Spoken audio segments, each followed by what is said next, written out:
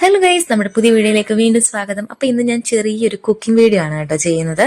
ഞാൻ സാധാരണ രീതി മത്തി, ചാള തുടങ്ങിയ ചെറിയ മീനിന്റെ പരിഞ്ഞിലൊക്കെ ഇങ്ങനെ തോരൻ വെച്ച് കഴിച്ചിട്ടുണ്ടെങ്കിലും ചൂരയെ പോലെ വലിയ മീനിന്റെ വലിയ മുട്ട തോരൻ വെച്ച് കഴിക്കുന്ന ആദ്യമായിട്ടാണ്. അപ്പൊ അടുപ്പത്തേക്ക് ചട്ടി വെച്ചിട്ട് നന്നായിട്ടൊന്ന് ചൂടാക്കി എടുത്തിട്ടുണ്ട്. അത് അത്യാവശ്യം തീയും പുകയൊക്കെ അതിനകത്തോട് വരുന്നുണ്ട് കേട്ടോ. അത്രയൊന്നും വേണ്ട, നിങ്ങൾ വെയിറ്റ് ചെയ്യണ്ട. അതിന് മുമ്പ് തന്നെ നിങ്ങൾക്ക് എണ്ണ ഒഴിക്കാം കേട്ടോ. വെളിച്ചെണ്ണ ഒഴിച്ചിട്ട് കടുക് ഒന്ന് പൊട്ടിച്ചെടുക്കുന്നുണ്ട്. കടുക് ഒന്ന് പൊട്ടി വരുമ്പോഴത്തേക്ക് നമുക്ക് വറ്റൽമുളക് ഇട്ട് കൊടുക്കാം. വറ്റൽമുളക് ഒന്ന് റെഡിയായി വരുമ്പോഴത്തേക്ക് നമുക്ക് സവാള ഉള്ളിയും കൊച്ചുള്ളിയും, ഞാൻ ഒരു 10-20 കൊച്ചുള്ളിയും ഒരു സവാള ആയിട്ടോ എടുത്തേക്കുന്നത്. അത് ചെറുതായിട്ടൊന്ന് കട്ട് ചെയ്ത് നന്നായിട്ടൊന്ന് വഴറ്റിയെടുക്കണം. അതിന്റെ കൂടെ 1 ടേബിൾ സ്പൂൺ വെളുത്തുള്ളി ഇഞ്ചിയും കൂടെ ചതച്ചതും കൂടെ ഒന്ന് ചേർത്ത് കൊടുക്കാമേ. അതിനകത്ത് നമുക്ക് കുറച്ച് ഉപ്പും കൂടെ ഇട്ടിട്ട് നമുക്കിതൊന്ന് അടച്ചു വെക്കണം. അടച്ചു വെക്കുമ്പം ഈ ഉള്ളി നന്നായിട്ട് വഴണ്ട് കിട്ടും കേട്ടോ.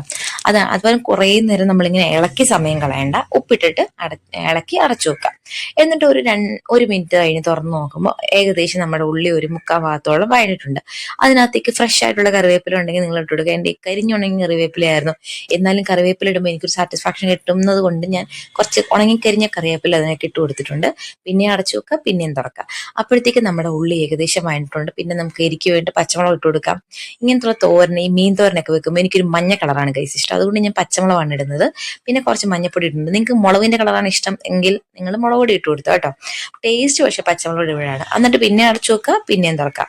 അപ്പോഴത്തേക്ക് നമ്മുടെ ഉള്ളി വഴണ്ട് സെറ്റ് ആയിട്ടുണ്ട്. ഇനി നമ്മൾ എടുത്ത് കഴുകി വൃത്തിയാക്കി വെച്ചിരിക്കുന്ന മീൻ്റെ ആ വലിയ മുട്ട എടുത്ത് ഇതിനകത്തേക്ക് തട്ടുക, അങ്ങോട്ട് ഇളക്കുക.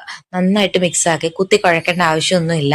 പതുക്കെ ഒന്ന് ഇളക്കി എടുത്താൽ മതി. അല്ലെങ്കിൽ നമ്മുടെ മുട്ടയെല്ലാം കുഞ്ഞു കുഞ്ഞ് ഇതായിട്ട് അവിടെ ഇവിടെയൊക്കെ പോകും. പിന്നെ നമുക്ക് കുറച്ച് കൂടുതൽ തേങ്ങ ഇടണം, എന്നാലേ ഇത് വല്ലതും കഴിക്കാൻ കാണത്തുള്ളൂ. 4 പേർക്ക് കഴിക്കേണ്ട കൈസ്. അപ്പം കുറച്ച് കൂടുതൽ തേങ്ങ ഇടുക. കളർ കുറച്ച് കുറവായിട്ട് കുറച്ച് മഞ്ഞപ്പൊടിയും കൂടെ ഇട്ടിട്ട് പിന്നെ ഇതുപോലെ തന്നെ വലിയ ഇലയ്ക്ക് മുള്ളിനും കീഴില്ലാത്ത രീതി അങ്ങോട്ട് ഇളക്കുക. ഇളക്കിയിട്ട് എന്തെങ്കിലും ഉപ്പോ അല്ലെങ്കിൽ എരിയോ എന്തെങ്കിലും വേണമെന്നുണ്ടെങ്കിൽ നിങ്ങൾക്ക് കുറച്ച് പച്ചമുളകോ അല്ലെങ്കിൽ ഇട്ട് കൊടുക്കാം. പിന്നെ കുറച്ച് കുരുമുളക് പൊടി, ഇത് ഓപ്ഷണലാണ് കേട്ടോ, നിർബന്ധമില്ല, ഇട്ട് കൊടുക്കാം. എന്നിട്ട് ആവശ്യത്തിന് ഉപ്പുണ്ടെങ്കിൽ അതൊക്കെ നോക്കിയിട്ടിട്ട് നന്നായിട്ട് ഇളക്കിയിട്ട് ഒന്ന് അടച്ചു വെക്കുക. ഇച്ചിരി വേവ് കൂടുതലാണ് നമ്മുടെ ഈ മീൻമുട്ട തോരന് പരിഞ്ഞിലിന്. അപ്പം നമ്മൾ കുറച്ചു നേരം അടച്ചു വെച്ച് ഇടയ്ക്കൊന്ന് ഇളക്കി കൊടുക്കാൻ മറന്നു പോകില്ല. അല്ലെങ്കിൽ ചട്ടി നമുക്ക് പണി തരും, മൊത്തം അടുക്കി പിടിക്കും, കരിഞ്ചു പോകും.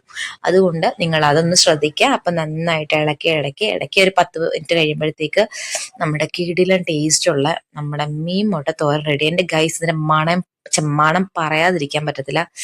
വീട് മൊത്തം ഇതിന്റെ ഒരു മണം, ഭയങ്കര മണം എന്ന് പറയാൻ മീൻകറിക്ക് പോലും ഇത്രയും മണം ഉണ്ടെന്ന് എനിക്കറിയത്തില്ല. അപ്പം ടേസ്റ്റ് ചെയ്യാൻ വേണ്ടി ഞാൻ എൻ്റെ ജോഷുമോന് കൊടുത്ത് ഇനി അവന്റെ അഭിപ്രായം കേട്ടു നോക്കാം. Try it out.